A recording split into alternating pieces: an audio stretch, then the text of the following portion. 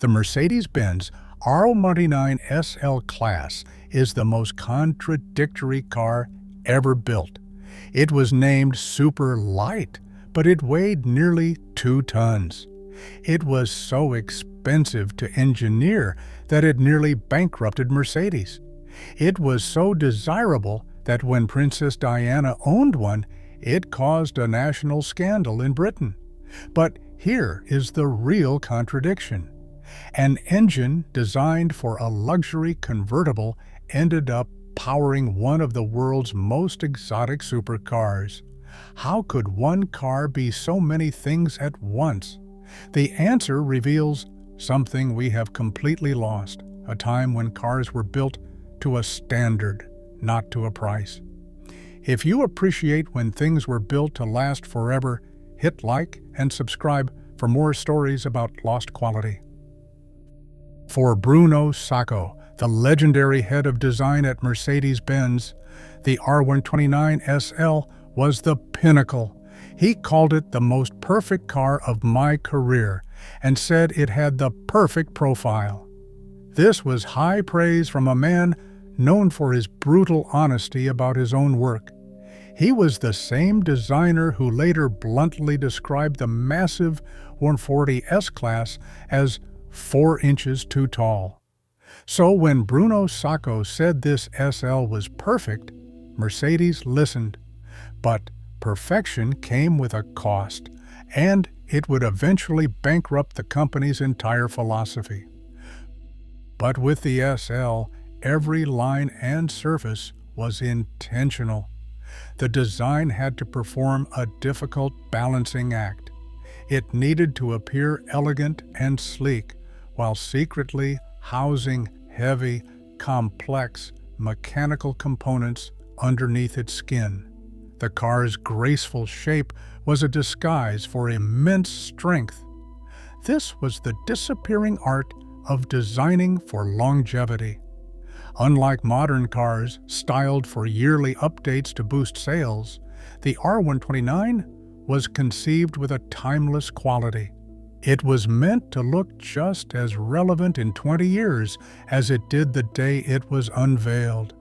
Sacco's achievement was creating a form that felt both classic and modern, a shape that could gracefully accommodate the heavy-duty engineering without looking bulky. This intentionality extended to every detail, from the way the hood met the grille to the subtle flare of the wheel arches. The design wasn't just about beauty, it was about integrity. It spoke of a time when a car's appearance was a direct reflection of its underlying substance, a promise of quality you could see.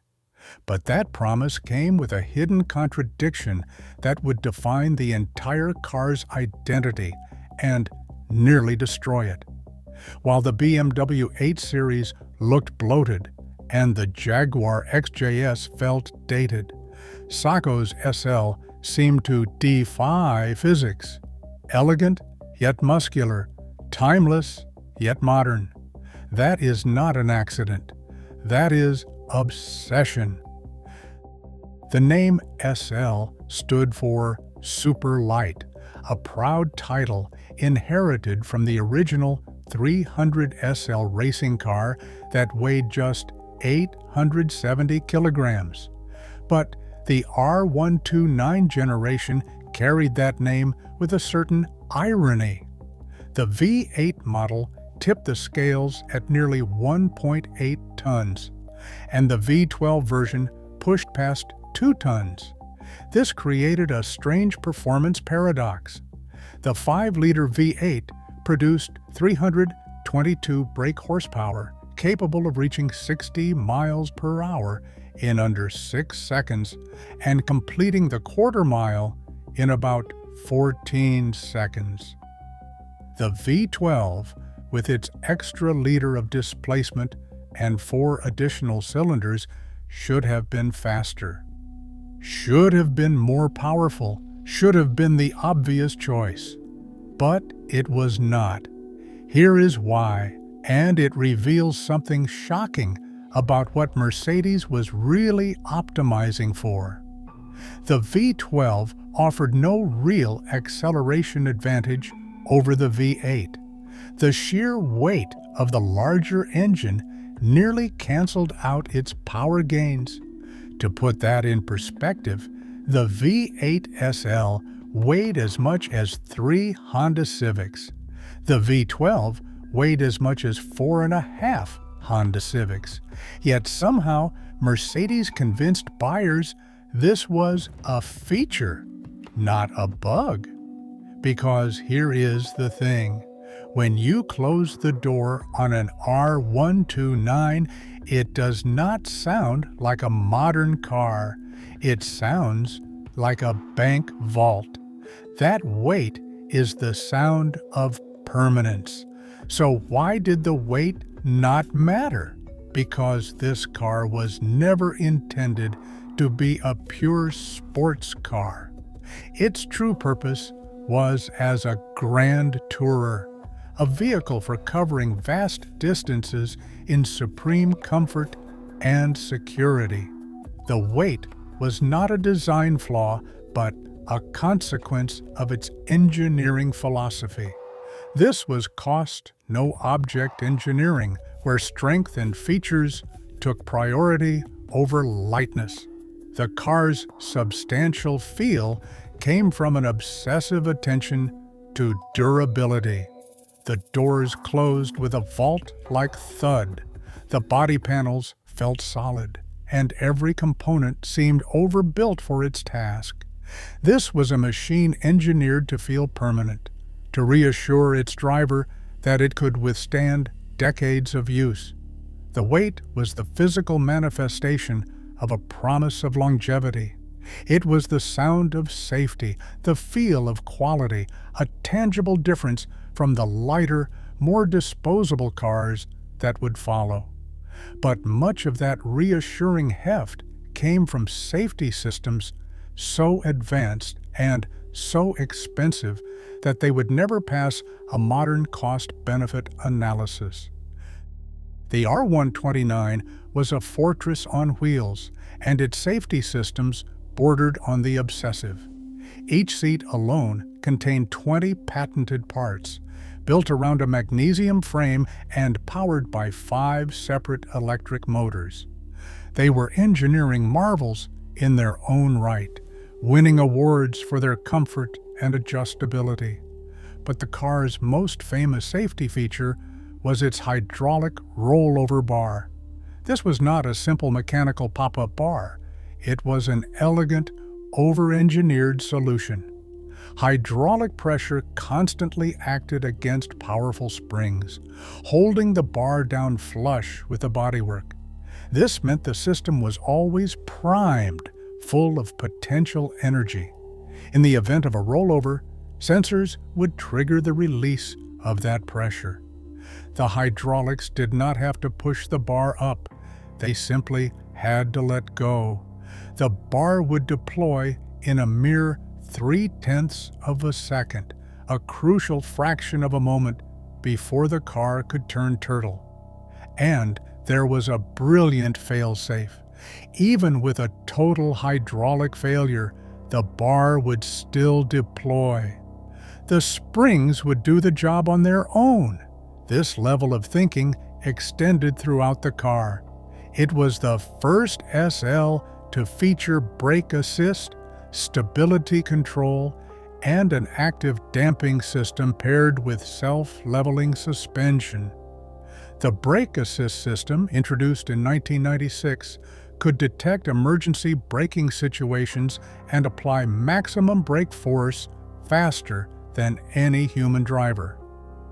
The stability control system, also from 1996, helped prevent skids and loss of control in challenging conditions. Rain-sensing wipers were standard equipment, automatically adjusting their speed based on rainfall intensity. There was even an occupant detection system for the passenger seat that would disengage the airbag if it detected a load of less than 10 kilograms, a thoughtful feature for carrying a briefcase or preventing injury to a small child. From 1996 The R129 became one of the first convertibles to offer side airbags, providing additional protection in side impact collisions. What made these features remarkable was how far ahead they placed the R129 compared to its competitors. The BMW 8 Series had anti-lock braking and traction control, but lacked the automatic roll bar or side airbags. The Jaguar XJS offered basic safety features, but could not match the Mercedes' comprehensive safety philosophy. Porsche 911 cabriolets relied on strong windshield frames for rollover protection rather than active systems. The R129 stood alone in its class with this complete safety package, setting new standards that would take competitors years to match. Imagine you are driving an R129 at night on a wet road. A deer jumps in front of you, your foot hits the brake. On a modern car, you would lock up and skid. On the R129, the brake assist detects your panic and applies maximum force in milliseconds, faster than your nervous system can react. The stability control catches the skid before it happens. The rain-sensing wipers clear your vision automatically. And if the worst happens, if you roll, that hydraulic bar deploys in 0.3 of a second. That is not just engineering. That is Mercedes saying, "We thought of everything so you do not have to." But this obsession with safety, this commitment to building a car that could protect you in almost any scenario, came at a price so steep that it would eventually make the R129 unsustainable to build. And it all came to a head with one woman, one car, and a national scandal that revealed something uncomfortable about how we choose what to drive. All of this technology came at a cost, and not just the one on the window sticker. The sheer complexity and the commitment to using the best possible materials made the R129 incredibly expensive to build. By the late 1990s, this approach became financially unsustainable. Mercedes-Benz was a public company, and shareholders began demanding greater profitability. The era of building a car to a standard, rather than to a price, was coming to an end. The R129 represented the peak of that philosophy, a level of engineering commitment that would soon be deemed excessive. Beyond the nuts and bolts, the car became something more. It became a cultural symbol for a certain kind of person, someone who could afford to ignore convention and choose pure, unapologetic quality. That cultural status was perfectly captured by one of the car's most famous owners, Princess Diana. In 1991, she made a decision that sparked a surprising national controversy in Britain. She traded in her Jaguar XJS for a new 500 SL. On the surface, it was a simple choice based on reliability and quality. But for the British public and press, it was seen as an act of betrayal. The expectation was clear: British royalty should drive British cars, regardless of their quality or reliability. The fact that a princess would choose a German car over a British one was treated as a minor scandal. The pressure mounted through 1991 until she felt compelled to return the Mercedes amid a storm of negative press coverage. The solution to this manufactured crisis was almost comically absurd. She promised to use cars from the royal fleet for her public engagements. Her next appearance was in a Vauxhall Senator, a car presented to the public as a patriotic British choice. The irony was profound and largely unreported at the time. The Vauxhall Senator was also built in Germany, essentially rebadged from the Opel Senator. The British press and public seemed either unaware or unconcerned about this hypocrisy. The whole affair said less about the cars and more about the impossible standards placed on the Princess of Wales. She was criticized for choosing a reliable, well-built German car over a traditional but problematic British luxury car. The episode revealed the nationalist protectionism that still influenced automotive choices at the highest levels of British society. Mercedes-Benz, for its part, understood the significance of her brief ownership far better than the British establishment. The company kept her returned 500 SL and placed it in its museum in Stuttgart. There it sits among the most important cars in Mercedes history, displayed right next to the Pope Mobile. It was a quiet acknowledgement of a woman who dared to choose quality over tradition. But while Diana's SL represented the pinnacle of luxury and refinement, Mercedes was secretly building something else, a version of this car that would redefine what a grand tourer could do. This era of automotive optimism also gave birth to the most extreme version of the R129. After Mercedes officially acquired AMG, the R129 became the first SL to receive a factory-sanctioned AMG treatment. The result was the SL73 AMG. It was a monster in a tailored suit. Under its long bonnet sat a 7.3-liter V12 engine producing 525 brake horsepower. This allowed the heavy Grand Tourer to sprint from 0 to 60 miles per hour in just 4.8 seconds, with a top speed of 186 miles per hour. It was, for a time, the fastest and most powerful SL ever built. But the engine story did not end with the SL. That same massive 7.3-liter V12 found a second, more famous life. It was chosen to power the Pagani Zonda, one of the most celebrated supercars of its generation. The fact that an engine designed for a luxurious convertible could become the heart of an exotic hypercar speaks volumes about the quality and performance potential Mercedes and AMG baked into the R129's mechanicals. The V12 installation itself was a remarkable engineering challenge. Mercedes had to lengthen the engine bay specifically to accommodate the massive 12-cylinder power plant. This was not just a simple engine swap, but a complete re-engineering of the front structure.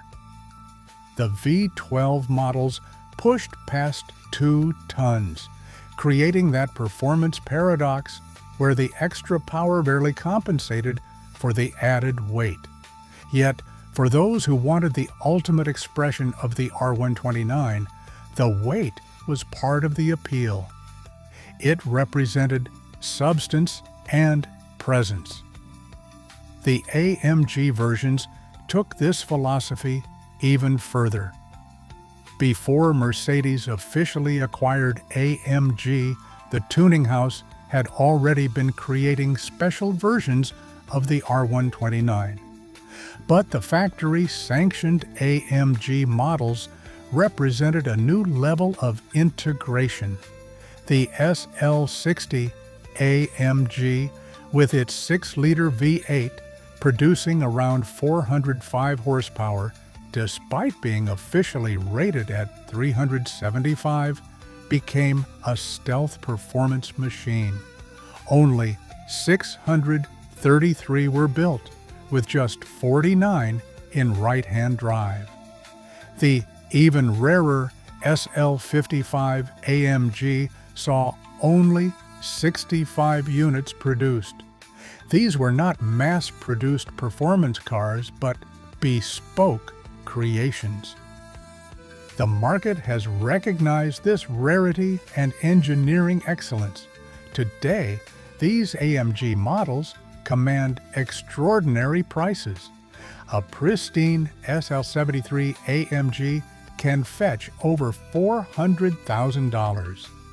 SL-60 AMGs typically trade between $120,000 and $200,000. The extreme rarity of the SL-55 AMG means examples can exceed $200,000. These values have surged since 2020, as collectors recognize these cars as blue-chip modern classics from AMG's golden era as an independent tuner. The car represented a peak of pre-recession automotive optimism. It was a time when engineers were given a blank check to build the best car possible, with little regard for how much it cost to build or buy. That philosophy could not last forever.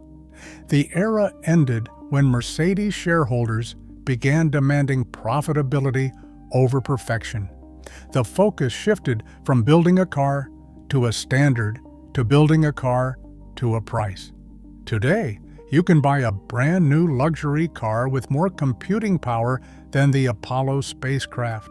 It will be lighter, faster, more efficient, but when you close the door, it will sound hollow. When you drive it for 10 years, it will feel loose. The R129 was built for forever.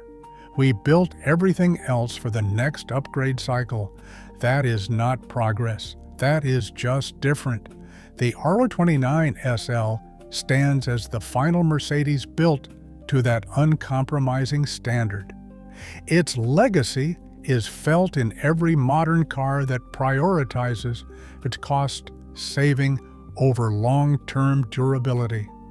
We are left to wonder if we will ever see that level of engineering commitment again. The total production run of approximately 204,940 units from 1989 to 2001 represents the end of an era. The AMG variants, with production numbers sometimes in the double digits, have become modern classics that continue to appreciate as their quality and rarity become more appreciated. The car's safety innovations, from the hydraulic roll bar to the advanced seat designs, set standards that would influence the entire automotive industry. Its design philosophy, championed by Bruno Sacco, created a timeless shape that still looks modern decades later. The engineering commitment to materials and construction created a vehicle that many owners report still feels tight and solid after hundreds of thousands of miles. This was the last Mercedes where the engineers were truly in charge, building to a standard rather than a price point. If you appreciate when manufacturers built things to last forever instead of to 5-year plans, subscribe for more stories about lost quality.